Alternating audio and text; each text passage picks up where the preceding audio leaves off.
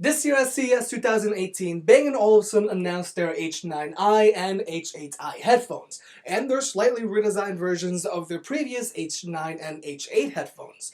Bang & Olufsen claims their padding, active noise cancellation, sound quality, and battery life have all been improved. But to be frank, the H9i aren't cheap, so let's find out if they're worth the premium. The B&O Play H9i come in two colorways. You can either get them in all black like I have them here, or you can get them in a natural two-tone colorway as well. I usually try to stay away from all black products because they usually look boring to me, but I have to say the H9i look incredibly cool and sleek in their stealthy all black colorway. Now when it comes to price, the B&O H9i retails for $499, $100 more than the Bowers & Wilkins PX, which are another pair of incredible headphones, and $150 more than the Sony 1000XM2, which are the gold standard right now when it comes to active noise cancellation. If you want to pick these headphones up, I'll have links in the description below, and if you use the links, it really helps out the channel. Concerning what's in the box, the H9i are pretty standard issue. You get a USB-C to USB-A cable for charging, a pretty cheap 3.5mm audio cable for wired listening with no inline controller, an airplane adapter, and a carrying pouch. Now the quality of the carrying pouch is pretty nice, and I'm not worried about it falling apart too quickly because it is a pretty thick fleece. But when I'm paying $500 for a pair of headphones, I'm kind of expecting a hardshell carrying case. The Sony 1000XM2, Bose QC35 Series 2, and B Studio 3 all come with hardshell carrying cases. And even though the Bowers & Wilkins PX also come with a carrying pouch, it's a diamond weave pouch that looks much better than this one. If you plan on traveling a lot with the H9i's, I suggest you invest in a hardshell carrying case. Okay, now let's talk about the headphones themselves. First off, these are not vegan friendly. The headband is covered in cowhide leather, which has a beautiful textured look, and the earcups are covered in lambskin leather, which just feel incredibly luxurious on the side of your head and just to the touch. Under the headband we have fabric with minimal padding, and the rest of the frame is made out of brushed aluminum. The earcups swivel and pivot very gracefully, but unfortunately these headphones do not fold up. Now when it comes to comfort, these headphones feel amazing right out of the box. There's no need for a break-in period, and this is coming from someone with a big head. They have very little clamping force, but just enough to keep them in place while you're walking around. The H9i's weigh in at 285 grams, but for some reason, they feel much lighter than that. And overheating is not an issue with the pads on these headphones. There are times where I actually forget I'm wearing these headphones. But without a doubt, the Bose QC35 Series 2 are the most comfortable headphones on the market right now, and the B&O H9i's are a very close second, and that's because of the rounded ear cups. When you put these headphones on, your ears are not cramped whatsoever, but since these ear cups are round instead of oval, they might rest on your earlobes a bit if you have larger earlobes. These ear cups rest on my earlobes just a little bit, but I don't notice them after a while. Now let's talk about the tech specs. The right ear cup is where all of the action is. There's your 3.5mm audio jack for wired listening, and these headphones do work passively. There's your USB-C port for charging and an on-off switch. And that's it when it comes to physical buttons.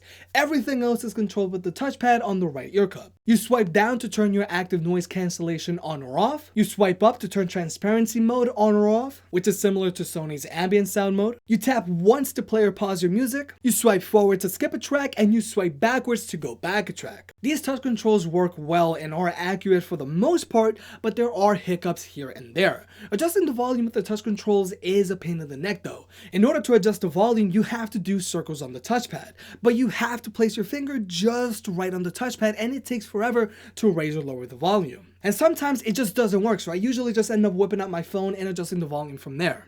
These headphones also have proximity sensors built in, just like the Bowers & Wilkins PX. But unlike the PX, they don't start to randomly start playing and pausing your music if you move your head around too much, which is a good thing.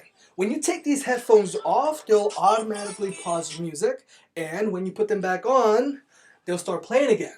Although this feature is nice and all, I just wish you could turn it off. These headphones are also using Bluetooth 4.2, and they have a very respectable range of about 40 feet. The connection is very stable, and they have very little latency when watching videos. There's a little bit of lag, but you really won't notice. And these headphones can be connected to 2 devices at a time, which is good. But these headphones don't support the aptX HD audio codec.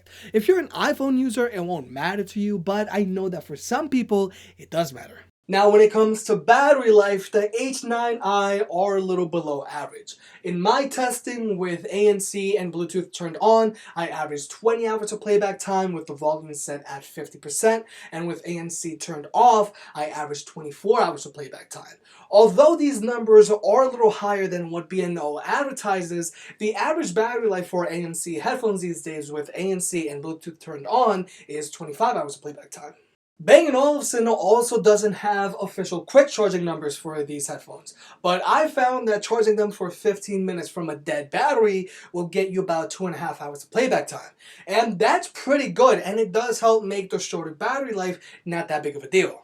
Now, when it comes to sound quality, the H9i are all about balance and clarity. Their soundstage is nice and wide, and their instrument separation is very good as well. Something that you're obviously going to be expecting when you're paying $500 for a pair of headphones.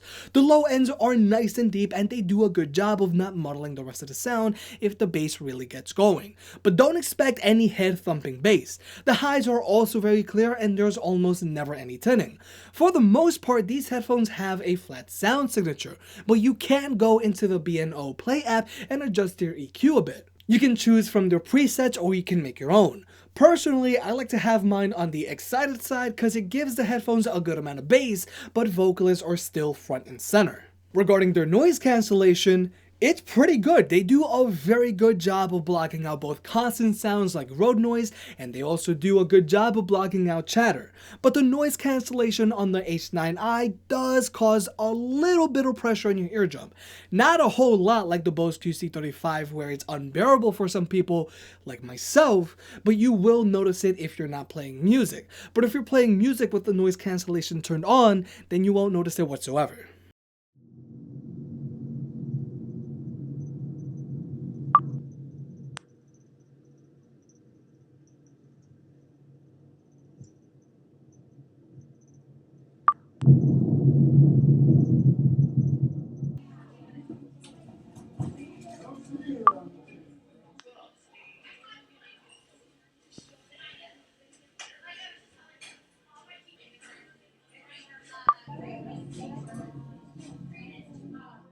These headphones also have what Bang& Olufsen calls transparency mode, and the headphones will pump in the ambient sound around you so you can still hear what's going on when you have these headphones on.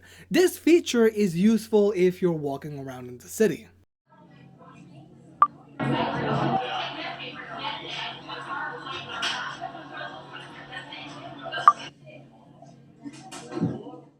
Now let's talk about what I don't like.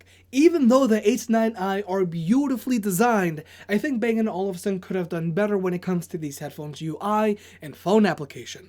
For starters, all of the chimes on these headphones are the same, so when you turn noise cancellation or transparency mode on or off, you hear the same tone. And there have been multiple times where I'm just swiping up and down on these headphones trying to turn noise cancellation on.